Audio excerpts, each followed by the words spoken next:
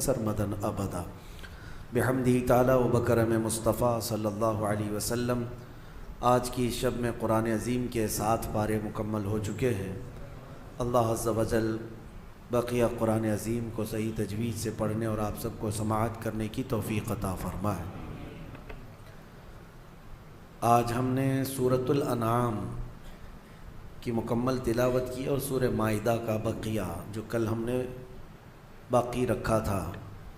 مائدہ عربی میں دسترخوان کو کہتے ہیں۔ دسترخوان کے نام سے پوری سورہ ہے، اور قرآن کی سورتوں کے جو نام رکھے گئے ہیں اس میں کوئی نہ کوئی میٹر اس طرح سے ہوگا، مضمون اس نام کا ایسا ہوگا جس کی وجہ سے پورے سورہ کا نام ہی وہ رکھ دیا جاتا ہے۔ اب مائدہ دسترخوان سورہ کا نام ہے، تو اس سورہ میں ایسے کون سے دسترخوان کا ذکر ہے؟ کون سا دسترخوان ہے؟ ایک دسترخوان کا ذکر آیا ہے جو حضرت عیسیٰ علیہ السلام کے زمانے میں۔ عیسیٰ علیہ السلام نے اللہ کریم کی بارگاہ میں ایک بار دعا کی تھی۔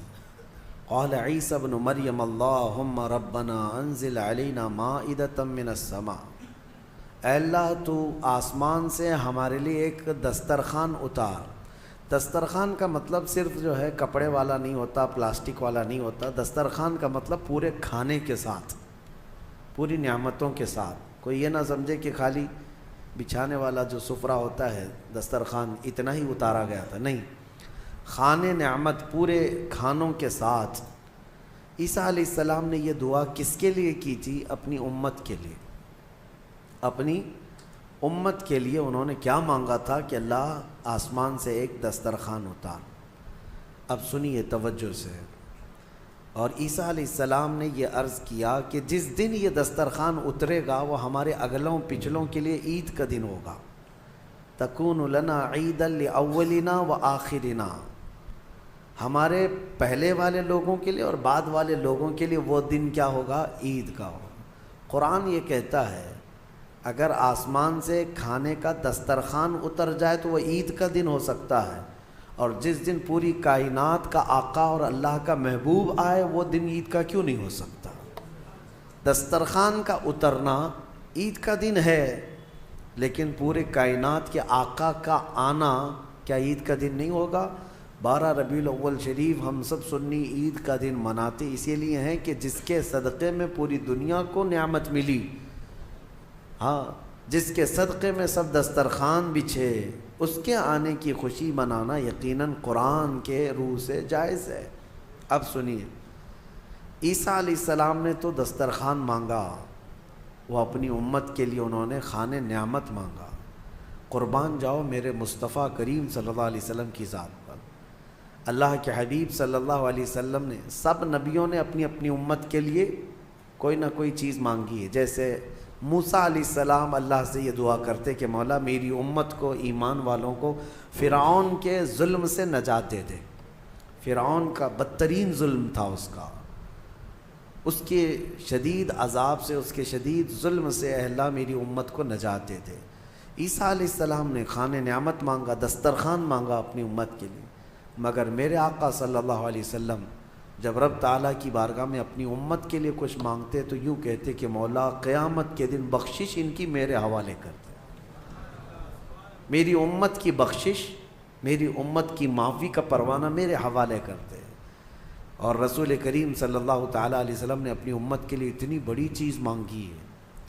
دیکھیں دسترخوان مل جاتا ہمیں بھی، حضور اگر مانگتے تو کیا ہمارے لیے نہیں ملتا؟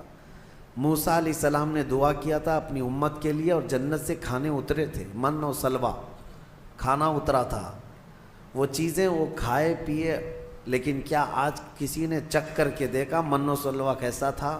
وہ ان کی امت پر اترا تھا۔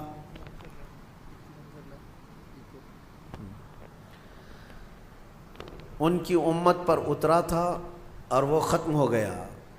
لیکن جو چیز ہمیشہ کی ہے، زندگی کے بعد آخرت میں جو ہمیشہ رہنے والی چیز ہے، وہ جنت ہے ہمارے لیے۔ اور نبی پاک صلی اللہ علیہ وسلم نے بخشش اور ہماری مغفرت کے ساتھ ہمارے لیے جنت ہی مانگا ہے۔ اس سورہ میں، سورہ مائدہ میں ایک واقعہ ہے، خاص طور پر انسان اول کا، دنیا میں سب سے پہلے آنے والے انسان کون ہے؟ آدم علیہ السلام۔ ہمارے عقیدے کے مطابق وہ منو نہیں ہے، جیسے آج منو ثابت کیا جا رہا ہے۔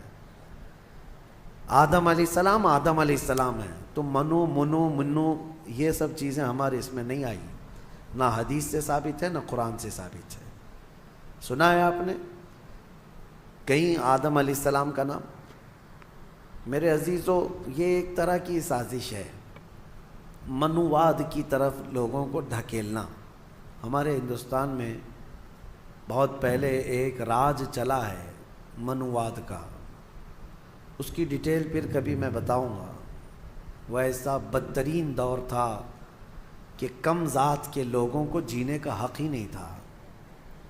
وہ اس طرح کہ وہ اگر کسی بڑی اونچی ذات والے کو چھو بھی دیتا تو پھر اس کے ہاتھ کاٹ دیے جاتے۔ مقدس کتابیں اگر کم ذات کا آدمی سن لیتا تو اس کے کان میں گرم تیل ڈال دیا جاتا۔ بہت سخت ترین چیزیں، یہ جو کاسٹزم تھا جو اس منوواد میں تھا، اور ہم اس کے خلاف ہیں۔ بہرحال یہ منو کیا ہے، اس کے سلسلے میں ہم کو کیا بحث کرنی ہے؟ ہمیں ہمارے نبی پاک صلی اللہ علیہ وسلم نے جو انبیاء کے نام بتائے ہم ان کو نبی مانتے ہیں۔ بات صحیح ہے؟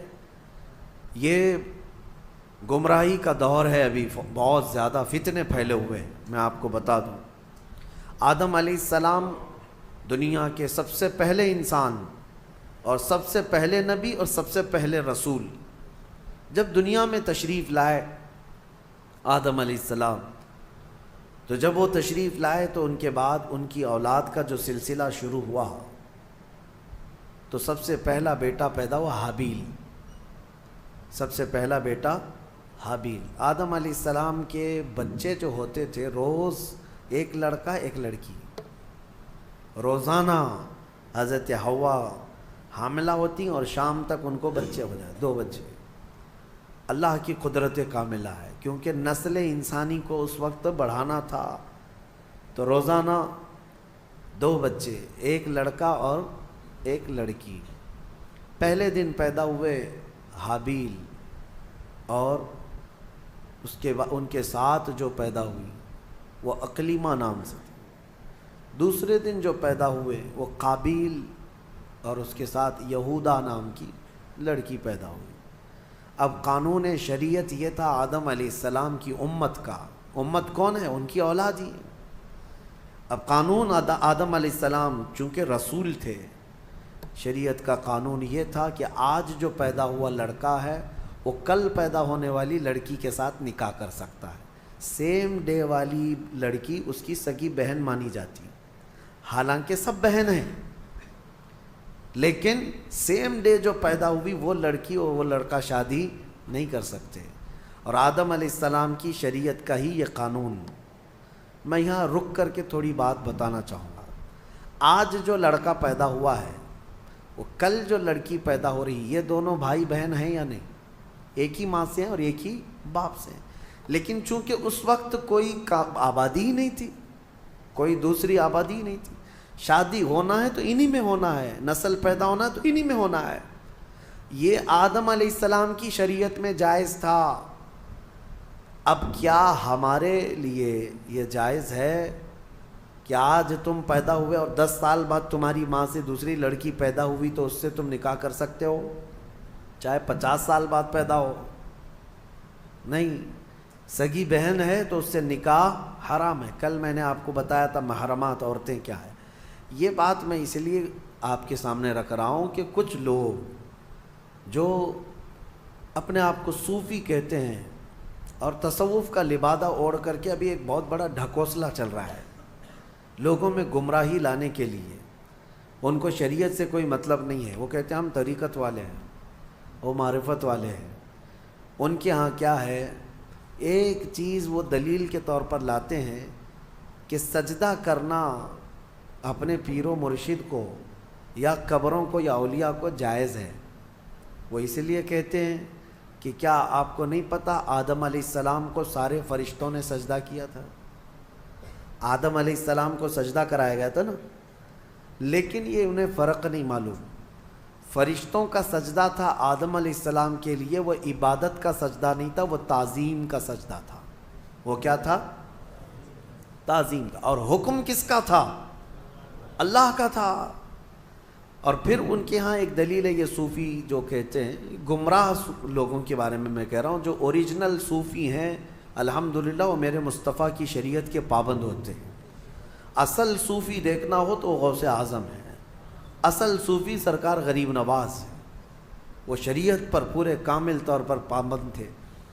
اور ایک دلیل وہ یہ دیتے ہیں کہ یوسف علیہ السلام کو ان کے باپ اور ان کے 11 بھائی سارے لوگوں نے سجدہ کیا تھا، وہاں بھی وہ تعظیم کا سجدہ تھا۔ پہلی شریعتوں میں تعظیم کا سجدہ جائز تھا، لیکن میرے مصطفیٰ کی شریعت میں تعظیم کا سجدہ بھی جائز نہیں، تعظیم کا سجدہ بھی جائز نہیں۔ نہ کسی پیر کو، نہ کسی فقیر کو، نہ کسی ولی کو، کسی کو بھی سجدہ کرنا جائز نہیں ہے۔ میں ان کو الزامی جواب کے طور پر یہ کہتا ہوں، جو لوگ کہتے ہیں آدم علیہ السلام کو کیا سجدہ نہیں کیا گیا تھا، تو آدم علیہ السلام کی شریعت پہ چل رہے ہو یا محمد الرسول اللہ کی شریعت پہ چل رہے ہو؟ اگر آدم علیہ السلام کی شریعت پہ چل رہے ہو تو ان کے ہاں بہن سے نکاح بھی جائز تھا، کیا تم کر سکتے ہو؟ شریعت منسوخ ہو جاتی ہے، ایک نبی کے جانے کے بعد دوسرے نبی آئے، ان کی شریعت الگ ہو گئی، لیکن میرے نبی کے آنے کے بعد پچھلی تمام شریعتیں ختم ہو گئی۔ اب جو بھی چلے گی وہ کیا ہے؟ آئی نئی حکومت، سکہ نیا چلے گا، اور نبی کریم صلی اللہ علیہ وسلم کی شریعت، حتیٰ کہ قیامت کے قریب عیسیٰ علیہ السلام بھی تشریف لائیں گے تو فرمایا گیا وہ شریعت مصطفیٰ کے مطابق عمل کریں گے، وہ اپنی شریعت لے کر نہیں آئیں گے۔ حالانکہ عیسیٰ علیہ السلام نبی بھی ہیں، رسول بھی ہیں، ان کے زمانے میں ان کی شریعت تھی، لیکن قیامت کے قریب اب عیسیٰ علیہ السلام آئیں گے تو کس کی شریعت پر عمل کریں گے؟ ہمارے نبی پاک صلی اللہ علیہ وسلم۔ اب سنیے، آدم علیہ السلام کے بڑے بیٹے حابیل اور قابیل کا واقعہ اس میں آیا ہے۔ کیا واقعہ ہے؟ ہوا یہ کہ حابیل کے ساتھ جو لڑکی پیدا ہوئی ان کے ساتھ نکاح نہیں جائز تھا۔ دوسرے دن جو لڑکی پیدا ہوئی یہودا، اس کے ساتھ حابیل کا نکاح ہونا تھا، اور قابیل جو دوسرے دن والا ہے اس کا نکاح پہلے دن والی لڑکی سے ہونا تھا۔ لیکن مسئلہ یہ تھا کہ قابیل کو یعنی چھوٹے بھائی کو اپنے ساتھ جو پیدا ہوئی وہ لڑکی زیادہ پسند تھی، وہ خوبصورت بھی زیادہ تھی، وہ لڑکی زیادہ خوبصورت تھی، اور اسے اپنے ساتھ پیدا ہوئی لڑکی سے ہی شادی کرنا تھا۔ آدم علیہ السلام نے منع فرما دیا کہ اللہ کا حکم ہے تم اس سے نکاح نہیں کر سکتے، اس لیے کہ یہ تمہاری سگی بہن ہے۔ دنیا میں سب سے پہلا فتنہ عورت کی وجہ سے ہوا، سب سے پہلا فتنہ، دونوں بھائیوں میں شدید اختلاف پیدا ہو گیا۔ حابیل اور قابیل میں اتنا شدید اختلاف پیدا ہوا کہ ایک لڑکی سے نکاح کرنا ہے، شادی کرنا ہے۔ اس شادی کے چکر میں دونوں کا جھگڑا بھی ہوا، یہاں تک کہ آدم علیہ السلام نے حکم دیا دونوں کو کہ تم دونوں ایک ایک قربانی کرو جانور، اور کھلے میدان میں لا کر کے اپنی اپنی قربانی رکھو۔ جس کی قربانی قبول ہو گئی وہ حق پر ہے، اور قبول ہونے کا طریقہ کیا ہے؟ آسمان سے کوئی چیز آئے گی اور جس کی قبول ہے وہ قربانی اٹھا کر لے جائے گی۔ یہ واقعہ بھی قرآن پاک میں موجود ہے۔ تو دونوں نے ایک ایک قربانی کی، حابیل نے بھی اور قابیل نے بھی۔ دیکھیں فیصلہ اب یہ سیدھے اللہ کی طرف سے آنا ہے۔ دونوں نے کھلے میدان میں اپنی قربانی کو ڈال دیا، جو ذبح کیا تھا انہوں نے۔ تھوڑی دیر کے بعد آسمان سے ایک آگ آئی، اور حابیل جو بڑے بیٹے کی قربانی تھی اس کو آگ اٹھا کر آسمان میں غائب ہو گئی، وہ اس کی قربانی غائب ہو گئی۔ اب یہ واضح علامت تھی کہ حابیل حق پر ہے، اور اللہ کا قانون بھی یہی ہے، لیکن قابیل کو نہ ماننا تھا، نہیں ماننا۔ عورت کی محبت دل میں ایسی رچ بس گئی تھی کہ اس حقیقی نشانی کو دیکھنے کے بعد بھی وہ نہ مانا، کہا کہ میں نہیں مانوں گا۔ آدم علیہ السلام نے بہت سمجھایا کہ حد سے نہ بڑھو، اللہ تبارک و تعالی حد سے بڑھنے والوں کو پسند نہیں کرتا۔ پھر ہوا یہ کہ آدم علیہ السلام حج پہ چلے گئے، حج پہ چلے گئے، خانہ کعبہ کی زیارت کے لیے اللہ کا حکم ہوا، آدم علیہ السلام چلے گئے۔ اب یہ واقعہ کہاں پیش آیا تھا، اس میں تاریخ میں الگ الگ باتیں آتی ہیں، لیکن بہت سارے علماء کا کہنا ہے کہ یہ واقعہ ہندوستان میں ہی پیش آیا تھا، کیونکہ آدم علیہ السلام کی سرزمین جو ہے، سب سے پہلے جو جنت سے آپ اترے سرندی پہاڑ جو سری لنکا پہ ہے، تاریخی روایات یہ بتاتی ہیں آدم علیہ السلام وہاں اتارے گئے تھے۔ سری لنکا کوئی الگ کنٹری نہیں تھی، وہ انڈیا میں ہندوستان میں تھا، اور اسی سے پتہ چلتا ہے کہ پورا ہندوستان ہمارے باپ کا ہے۔ حقیقت ہے یا نہیں؟ سب کے باپ کا ہے، آدم علیہ السلام ہمارے باپ ہیں، پوری دنیا کے باپ ہیں۔ تو یہ واقعہ جب پیش آیا، آدم علیہ السلام جب حج پہ چلے گئے تو اب دونوں کے درمیان جو لڑکی کو لے کر اختلاف تھا وہ کیا ہوا، کہاں تک چل گیا۔ اب شیطان آیا، سب سے پہلے انسانوں کو بہکانے اور ورغلانے کا جو چیلنج کر کے آیا تھا اللہ کی بارگاہ سے۔ اللہ تعالیٰ نے اس کو آدم علیہ السلام کو سجدہ نہ کرنے کی وجہ سے مردود کر دیا تھا، نکال دیا تھا، اور اس نے اللہ کو یہ چیلنج کیا تھا کہ آدم کی جتنی اولاد پیدا ہوگی سب کو میں گمراہ کروں گا، کبھی ان کے سامنے سے، کبھی بائیں سے، کبھی دائیں سے، کبھی پیچھے سے آ کر میں ان کو بہکاؤں گا، تیرے سیدھے راستے پر کسی کو چلنے نہیں دوں گا۔ یہ اللہ سے اس نے چیلنج کیا تھا، اور اللہ نے فرمایا جا تجھے قیامت تک کی عمر دیتا ہوں، قیامت تک کی تجھے عمر ہے، جتنی کوشش کر سکتا ہے کر۔ لیکن رب تعالیٰ نے فرمایا میرے کچھ مخلص بندے ایسے ہوں گے جن پر تیرا داؤ نہیں چل سکے گا۔ اللہ ہمیں ان مخلص بندوں میں شمار فرمایا۔ شیطان پہلی مرتبہ آیا، دونوں بھائیوں کے بیچ میں دیکھا لڑکی کو لے کر کے اختلاف ہے، تو یہاں آگ لگانا اب اس کا کام تھا۔ اس نے آ کر کے قابیل کو کہا تیرے لیے اچھا سا راستہ میں کیوں نہ بتاؤں، تیرے حق میں وہ لڑکی اچھی ہے، تجھے کرنا ہی چاہیے تھا، تیرا باپ بھی مخالف ہے، تیرا بڑا بھائی بھی مخالف ہے، لہذا ایک کام کر، اس تیرے بڑے بھائی کو دنیا سے ہی ختم کر دے، راستہ صاف ہو جائے گا۔ اس وقت تک ابھی موت نہیں معلوم کسی کو، پیدا تو ہوئے تھے لیکن موت ابھی تک کسی کی نہیں آئی ہے، نہ ہی مرنا معلوم نہ ہی مارنا معلوم تھا۔ تو قابیل کو آ کر کے ابلیس نے، شیطان نے طریقہ بتایا۔ قابیل نے پوچھا میرے بھائی کو اگر ہمیشہ کے لیے میں راستے سے ہٹانا چاہوں تو کیا کرنا ہے؟ تو ابلیس نے ایک بہت بڑا پتھر اٹھا کر کے دکھایا، کہا کہ اس طرح پتھر اٹھاؤ اور اس کے سر پر مار دو۔ تو حابیل ایک جگہ پر بیٹھا ہوا تھا، اسے بھی خبر نہیں تھی کہ بھائی اپنی موت کا سبب بنتا ہے۔ تو قابیل جو چھوٹا بھائی تھا، لڑکی کے عشق میں جو پاگل تھا، پتھر اٹھایا اور لے جا کر اپنے بڑے بھائی کے سر پر پیچھے سے دے مارا۔ جیسی ہی مارا تو وہ سر پھٹ گیا اور بڑے بھائی کا اسی جگہ پر انتقال ہوا۔ دنیا کا پہلا مرڈر ہے، دنیا کی پہلی موت اور دنیا کا پہلا قتل کس نے کیا؟ چھوٹے بھائی نے بڑے بھائی۔ کس کے لیے کیا وہ بھی پتہ ہے، عورت کے لیے کیا۔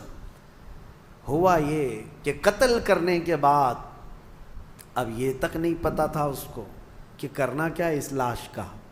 اللہ فرماتا ہے فَبَعَثَ اللَّهُ غُرَابًا يَبْحَثُ فِي الْأَرْضِ، اللہ تعالیٰ نے کوے کو بھیجا، کوا، دو کوے آسمان سے اڑتے ہوئے آئے، ایک کوا دوسرے کوے کو ٹھونک مارتا تھا، لڑائی دونوں کی چل رہی تھی، دونوں کووں کی لڑائی چل رہی۔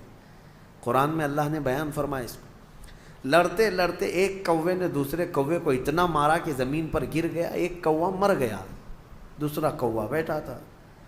ایک زندہ کوا ہے اور ایک مردہ کوا ہے، کوے بھی دونوں بھائی ہی ہوں گے، اور کیا پتہ وہ بھی کسی لڑکی کے لیے لڑ رہے ہوں، لیکن یہ تو تفسیر میں نہیں ہے، کیوں لڑ رہے تھے یہ تو نہیں معلوم، لڑے اور مارا بھی ایک کوے نے اور مر گیا دوسرا کوا۔ تو رب تعالیٰ فرماتا ہے پہلے کوے نے اپنے پیروں سے زمین کھودنا شروع کیا، کچھ زمین کھودا اور مرے ہوئے کوے کو اس گڑھے میں دھکیل دیا اور پھر پیروں سے اس کے اوپر مٹی ڈال دیا۔ تو قابیل وہ کووں کی اس حرکت کو دیکھ رہا تھا، اس کے بعد اسے یہ پتہ چلا کہ اپنے مرے ہوئے بھائی کو اس طرح زمین میں چھپا دینا چاہیے۔ تو پہلی مرتبہ قابیل نے خود قبر کھودی اور حابیل کو اس کے اندر دفن کر دیا اور اس پر مٹی ڈال دیا۔ یہ دنیا کا پہلا قتل تھا ایک عورت کے حصول کے لیے، لیکن بتایا گیا کہ اس قابیل کو بھی وہ عورت نہیں مل سکی۔ آدم علیہ السلام جب تشریف لائے تو شریعت کا حکم عدولی اور پامالی کرنے کے سزا دی گئی اس شخص کو، قابیل کو۔ عورت نہ اس کو ملی نہ اس کو ملی۔ یہ دنیا ایسی ہے جس کو امام اہل سنت فاضل بریلوی رحمۃ اللہ علیہ نے کیا ہی بہترین انداز میں فرمایا، شہد دکھائے زہر پلائے، قاتل ڈائن شوہر کش، اس مردار پہ کیا للچائے، دنیا دیکھی بھالی ہے۔ ہاں یہ شہد دکھتا ہے، ہوتا زہر ہے۔ اب اس کے بعد آیت جو آئی ہے وہ ہمارے لیے سب سے بڑی عبرت کی آیت ہے۔ رب تعالیٰ فرماتا ہے من اجل ذالک کتبنا علی بنی اسرائیل، اسی وجہ سے اللہ فرماتا ہم نے یہ لکھ دیا کہ جس نے کسی ایک جان کو قتل کیا، ایک جان کو قتل کیا، اللہ فرماتا ہے فَكَأَنَّمَا قَتَلَ النَّاسَ جَمِيعًا، گویا کہ اس نے پورے انسانوں کا قتل کیا، پورے انسانوں کا قتل کیا۔ وَمَنْ أَحْيَاهَا فَكَأَنَّمَا أَحْيَا النَّاسَ جَمِيعًا، اور جس نے کسی ایک جان کو بچایا گویا کہ اس نے پورے انسانوں کو بچایا۔ یہ اللہ کا قانون ہے، جس نے ایک قتل کیا اس نے پورے انسانوں کا قتل کیا۔ اب یہاں سے قیامت تک جتنے مرڈر ہوں گے، قتل ہوں گے، ان سب قتل اور مرڈر کا گناہ اس قابیل کو دیا جائے گا جس نے سب سے پہلا قتل دنیا میں کیا۔ لیکن کوئی یہ نہ سمجھے کہ اس کو نہیں ملے گا، سب قابیل پہ جائے گا۔ ہاں یہ سوچ کر کے مرڈر شروع ہو جائے۔ قتل کرنے کا گناہ خود کا گناہ تو ہے ہی، لیکن اتنا بڑا گناہ اس کو بھی دیا جائے گا جو فرسٹ ٹائم شروع کیا ہے۔ اور اسی قاعدے کے مطابق کوئی بھی برا کام تم شروع کر رہے ہو، یاد رکھو اگر اس کی پیروی کرتے دوسرے لوگ بھی وہ گناہ میں ملوث ہوئے، ان سب کے گناہ کا بوجھ بھی تمہارے اوپر ڈالا جائے گا۔ ہو سکے تو کوئی نیا کام اچھا شروع کر دو تاکہ اس کی فالو کرتے کرتے لوگ ان کی نیکیاں تم تک آتی رہیں قیامت تک۔ کوئی برا کام تم نے، بہت سارے لوگ فیشن شروع کرتے ہیں، ان کو ایسا لگتا ہے کہ یہ میرا فیشن ہے، ایک نیا فیشن۔ گناہ کو اگر فیشن شروع کیا، نیکی کو فیشن بناؤ۔ اگر اس کی کوئی اقتدا کر لیا تو اس کا ثواب تمہیں ہے۔ مثال کے طور پر نماز میں، نماز کے بعد ہم تسبیح پڑھنا شروع کر دی، سبحان اللہ و بحمدہ سبحان اللہ العظیم، لوگ اس کو نقل کرتے رہے۔ جس نے بھی جہاں پر بھی شروع کیا، جب تک پڑھا جاتا رہے گا شروع کرنے والے کو اس کا ثواب ملتا رہے گا۔ آپ نماز کے بعد سلام شروع کر دیے، برسوں تک اگر میرے آقا کی بارگاہ میں لوگ اسی پر نقل کرتے ہوئے سلام پڑھتے رہے تو اس نئے کام کی ابتدا کرنے کا ثواب تو ہے ہی، لیکن جتنے لوگ اس نیک کام پر عمل کرتے رہیں گے ان سب کا ثواب بھی آپ کو دیا جائے گا، اور عمل کرنے والوں کے ثواب میں بھی کوئی کمی نہیں ہوگی۔ اسی طرح گناہ کا مسئلہ ہے کہ اگر تم نے نیا کام شروع کیا، پینٹ پھاڑ کر کے پہنو، سطر دکھا کر کے گھومو، کانوں میں بالیاں پہن لو، ہاتھوں میں چوڑیاں پہن لو، اور تھوڑی لمبی چوٹی لگا کر کے، مردوں کی بات کر رہا ہوں، نوجوان، اور یہ سمجھتے ہیں کہ ایک نیا فیشن ہے۔ یہ کون سا فیشن ہے کہ نہ مرد نظر آ رہا ہے نہ عورت نظر آ رہا ہے۔ اگر اس طرح کی حرکت کر کے کوئی نیا فیشن سمجھتا ہے گناہ کو، اور اس کا دیکھا دیکھی جتنے لوگ اس پر عمل کرتے رہیں گے ان سب کا گناہ اس کے اوپر ہوگا۔ شروعات میں اپنی جانب سے کوئی ایسی چیز نہ لاؤ، اللہ ہم سب کی حفاظت فرمائے۔ اس پر ایک نفیس بات میں گفتگو کر کے آگے بڑھ جاتا ہوں۔ مولا علی کرم اللہ وجہہ الکریم کی بارگاہ میں ایک مقدمہ آیا تھا، اس آیت کو یاد رکھیا، جس نے ایک آدمی کا قتل کیا گویا کہ اس نے سارے انسانوں کا قتل کیا، اور جس نے ایک آدمی کی جان بچائی اس نے سارے انسانوں کی جان بچائی۔ ایک مقدمہ آیا تھا حضرت علی کے بارگاہ میں، ہوا کیا تھا، ایک آدمی کا مرڈر ہو گیا، قتل ہو گیا. اب جہاں لاش پڑی ہوئی ہے وہاں پر سے فوجی گزر رہے تھے، پولیس اس زمانے کی حضرت علی کرم اللہ وجہ الکریم کی گزر رہے تھے، لاش پڑی ہوئی ہے، خون میں لت پت ہے.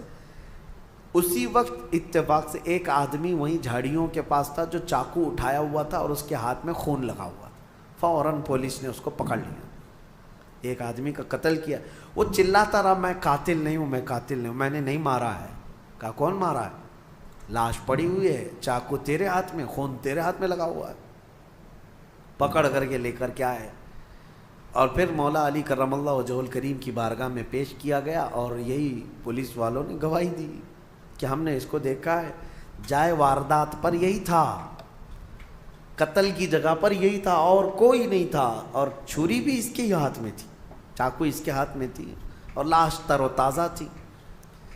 اب اس سے کہا گیا تیرے پاس کوئی ثبوت، کوئی دلیل ہے کہ تو نے قتل نہیں کیا؟ کہا میں کیا بتاؤں، کوئی کیسے بتاؤں. اس کو صفائی دینے کے لیے موقع دیا گیا لیکن وہ اپنی صفائی میں کھرا نہیں اترا. تو حضرت علی نے فیصلہ فرمایا کہ قتل کی سزا قتل ہے. اسلام میں ایک جان کے بدلے پھر جان دینا پڑے گا، قتل قصاص ہے. حکم دیا گیا کہ اس کا بھی قتل ہوگا، اس نے ایک جان کا قتل کیا ہے. وہ کھڑا تھا، اب اس کو سزا کے لیے، موت کی سزا کے لیے لے جایا جا رہا تھا. اتنے ہی میں عدالت میں ایک شخص بھاگتا ہوا آیا، دوڑتا ہوا آیا. کہا امیر المومنین اس شخص کو چھوڑ دیں، وہ بے گناہ ہے، وہ مجرم نہیں ہے. کہا کیسے تجھے پتا؟ کہا جو مقتول ہے، جو لاش ہے جو پڑی ہوئی آپ کو ملی ہے، اس کا قاتل میں ہوں، میں نے قتل کیا، میرے سے اس کے معاملات تھے، رنجش تھی، میں نے قتل کیا ہے. لیکن میں نے جب دیکھا اس کو کہ یہ بیچارہ ناحق مارا جائے گا تو میرا دل نہیں رہا، نہیں گیا مجھ سے، میں حاضر ہو گیا، میں اقرار جرم کرتا ہوں، اس کی جان چھوڑ دیجیے. تو اس کو چھوڑ دیا گیا. ابھی اس کو پکڑ لیا گیا جو نیا قاتل آیا ہے، اقراری مجرم ہے. اب اس کو سزا دی گئی کہ اب اس کو جو ہے قتل کی سزا ہوگی کہ یہ حقیقت میں یہ مجرم تھا. اس وقت مولا حسین اور مولا امام حسن رضی اللہ تعالیٰ بچپن میں تھے یا جوانی میں تھے، بارگاہ حیدر کرار میں وہ بھی بیٹھے رہتے تھے. امام حسن مجتبیٰ کھڑے ہوئے، کہا بابا جان آپ نے فیصلہ پہلے والے کے بھی قتل کا سنایا تھا، دوسرے والے کی بھی قتل کا، اس کی بھی موت کی سزا، اس کو معاف کرنا چاہیے دوسرے والے کو. کہا کیسے؟ کہا آپ سزا کس آیت کے تحت سنا رہے ہیں؟ کوئی آیت ہوگی نا قرآن میں، قانون کیا ہے؟ فرمایا من قتل نفسا بغیر نفس، ایک جان کو جس نے قتل کیا اس نے انسانیت کا قتل کیا ہے، لہذا اس کو قتل کیا جائے گا. تو پھر حضرت امام حسن نے کہا یہ جو حقیقی مجرم ہے، یہ آیت کے دوسرے حصے پر بھی تو آتی ہے ومن احیاہا فکأنما احیا الناس جميعا، جس نے کسی ایک جان کو بچایا اس نے پوری کائنات کو بچایا. اگر یہ نہ آتا تو وہ ناحق مارا جاتا. پہلا والا یہ آیا اور اس کی جان کو بچایا ہے اس نے، تو بچانے کا انعام بھی تو اس کو ہونا چاہیے.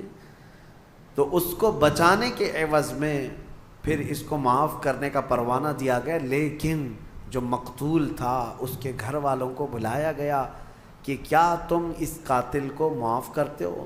تو دیت لے کر کے، جو معاوضہ ہوتا تھا وہ لے کر کے گھر والوں نے بھی اس کو معاف کیا. میرے عزیزو، یہ آیت آج پوری دنیا جانتی ہے، قرآن میں موجود ہے. ہم مصر میں تھے پڑھنے کے زمانے میں، اس آیت کو دہرا رہا تھا امریکی پریسیڈنٹ اس وقت اوباما، وہاں پر آیا ہوا اور وہ یہ آیت کو بار بار پڑھ رہا تھا اور بتا رہا تھا کہ اسلام میں یہ ہے کہ ایک قتل جس نے کیا گویا کہ پوری انسانیت کا قتل کیا، اور جس نے ایک آدمی کو بچایا اس نے پوری کائنات کو بچایا. وہ بڑے بھاشن تھے، لیکن ہم یہ سوچ رہے تھے جو اسلام کی اتنی باریکی کو جانتے ہیں اور پھر دہشت گردی کا لیبل اسلام کے اوپر تھوپتے کیوں ہیں؟ جس دین نے یہ فرمایا ایک قتل بھی ناحق جائز نہیں، اس دین کے اوپر اتنا بڑا بلیم کہ یہ قتل کا آرڈر دیتا ہے، لوگوں کو مارنے کا حکم دیتا ہے. میرے عزیزو، آج بھی ہندوستان میں یہی پروپیگنڈا پھیلایا جا رہا ہے کہ قرآن میں ایسی آیتیں ہیں جس میں کافروں کو مارنے کے لیے آئی ہیں. ہاں آئی ہیں، میں انکار نہیں کرتا، آئی ہیں.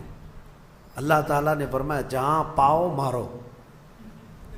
ہے یہ آیت بہت چبھتی ہے. حیث وجدتموہ فاقتلوہم حیث وجدتموہ، جہاں پاؤ قتل کر دو. اب اس کو سن کر کے پڑھ کر کے لوگوں کو وہ لگتا ہے کہ قرآن میں قتل کرنے کا حکم آیا، قتل کرنے کا حکم آیا. اتنا واویلا مچاتے ہیں، اتنا ڈھنڈورا پیٹتے ہیں. میں آپ کو بتاؤں، آپ اس چیز کو مذاق میں مت لیں. میں اگرچہ آپ کے ساتھ مذاق میں کہہ رہا ہوں، لیکن آیت حقیقت میں ہے اور آج بھی ہے. قرآن میں ہے، ہم نے تلاوت کیا، دوسرے پارے میں موجود ہے آیت. لیکن ایک لاجک آپ سے بھی اور ان سے بھی پوچھتا ہوں، دماغ میں آنے والی بات ہے. نماز کیوں پڑھتے ہیں؟ قرآن نے کیا کہا؟ اقیموا الصلاۃ، نماز قائم کرو. پوری دنیا کے مسلمان نماز پڑھ رہے ہیں کہ نہیں پڑھ رہے؟ کیوں؟ قرآن میں جو آیا مسلمان پریکٹیکلی اس پر عمل کرتے ہیں. قرآن میں خالی لکھنے کے لیے نہیں آیا، مسلمان اس پر عمل کرتے ہیں. اور پوری دنیا جانتی ہے سب سے زیادہ پریکٹیکل اپنے دین پر کوئی مذہب کے لوگ کرتے ہیں تو صرف مسلمان کرتے ہیں. سب سے زیادہ پریکٹیکلی جو ہے لائف کسی کی ہے ریلیجیس جس کو کہتے ہیں، وہ مسلمان ہیں پوری دنیا میں. باقی سب کے وہاں لکھے ہوئے بہت کچھ ہیں لیکن زندگی میں نہیں ہے. نماز پڑھنے کا حکم ہے، ہم نماز پڑھتے ہیں. زکوٰۃ دینے کا حکم ہے، ہم زکوٰۃ دیتے ہیں، ہے نا. حج کرنے کا حکم ہے، ہم حج کرتے ہیں. روزہ رکھنے کا حکم آیا، ہر سال رکھتے ہیں کہ نہیں. تو قتل کرنے کا حکم آیا، 1400 سال سے قتل کیوں نہیں کرتے؟ کیا جہاں مسلمانوں کی حکومت ہے مار رہے ہیں، قتل کر رہے ہیں. اور ان پاکھنڈیوں کو سوچنا چاہیے، اس ملک پہ 700 سال تک ہمارا راج رہا ہے. اگر اس آیت پر عمل کیے ہوتے تو ایک کیڑا بھی نہیں بچتا. اس آیت پر اگر عمل کیے ہوتے تو کوئی ایک مچھر اور ایک کیڑا بھی نہیں بچتا. انہیں سمجھنا چاہیے کہ اس کا ایک بیک گراؤنڈ ہے. اس آیت کا کس وقت نازل ہوئی، کس کے لیے نازل ہوئی، اور اس کو لا کر کے سب جگہ تھوپتے رہتے ہیں. میرے عزیزو، یہ ان کفار و مشرکین کے لیے تھا جنہوں نے صحابہ اکرام کا جینا دوبھر کر دیا تھا. اب میں آپ سے ان سے ایک سوال کرتا ہوں، ہمارے ملک میں کوئی دشمن ملک کا نام سنتے ہی ان کے دماغ میں ایک ہی ملک آتا ہے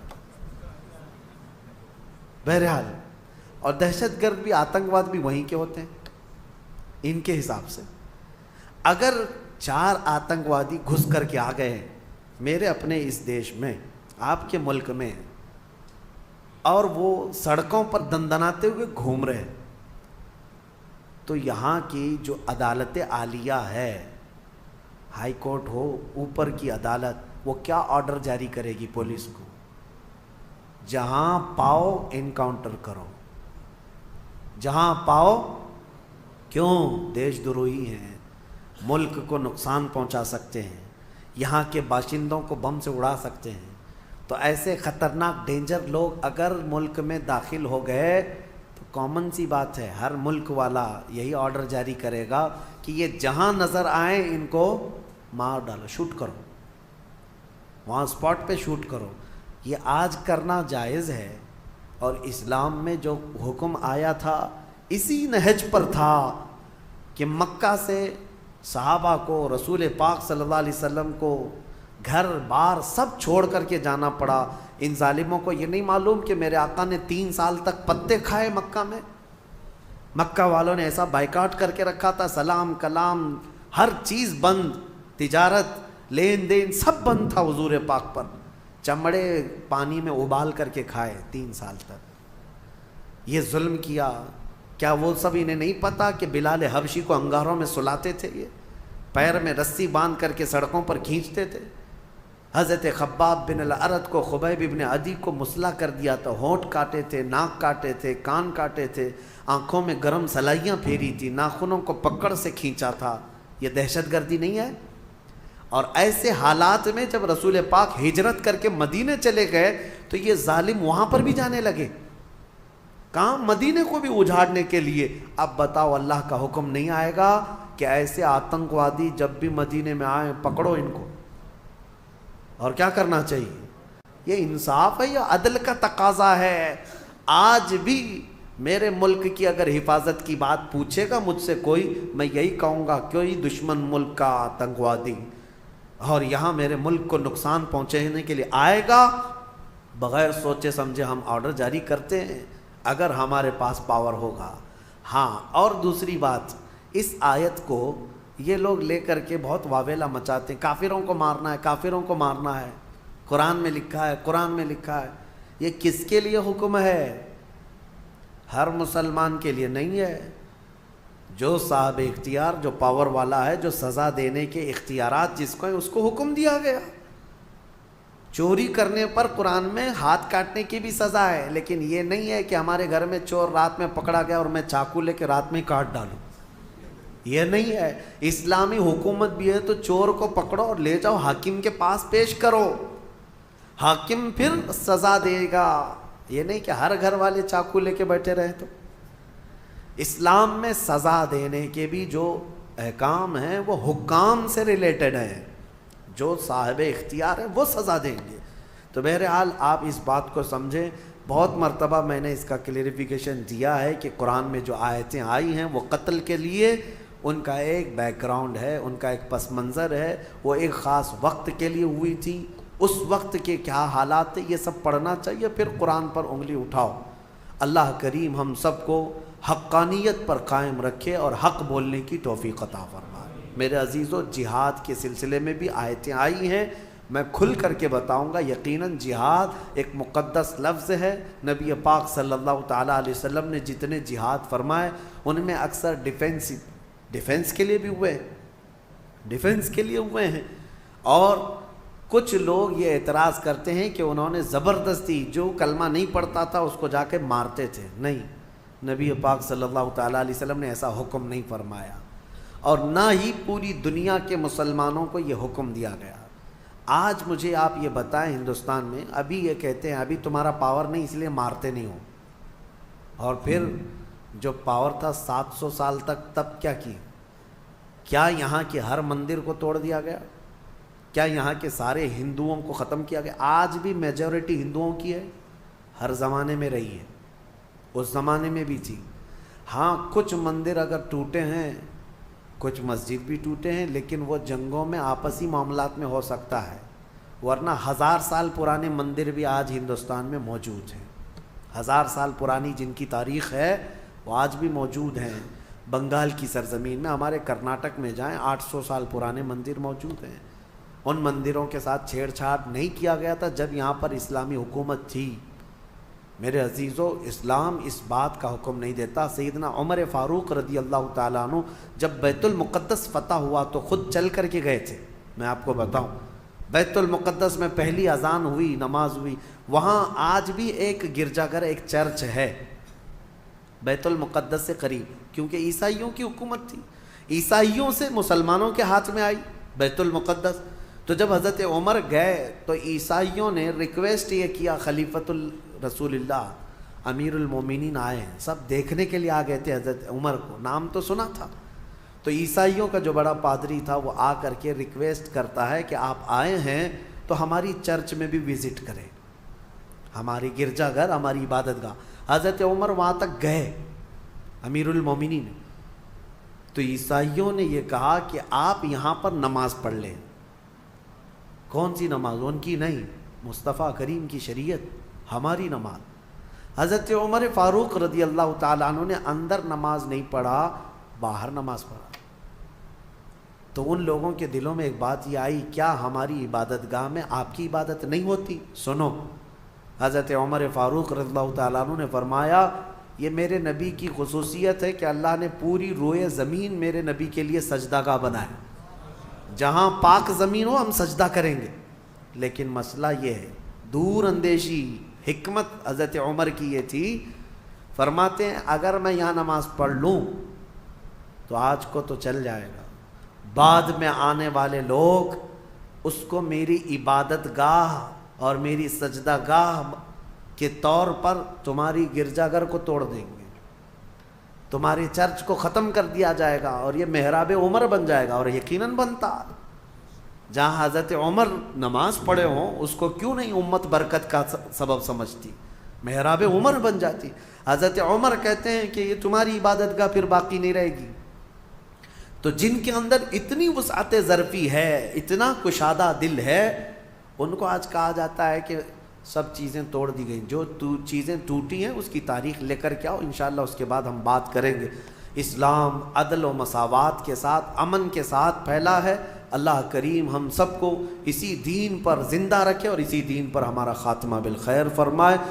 اور اس میں سورہ مائدہ اور سورہ انعام کی جو ہم نے آج تلاوت کی، ایک آیت میں پڑھتا ہوں 7ویں پارے کی، کیونکہ اس کا حق باقی رہ جائے۔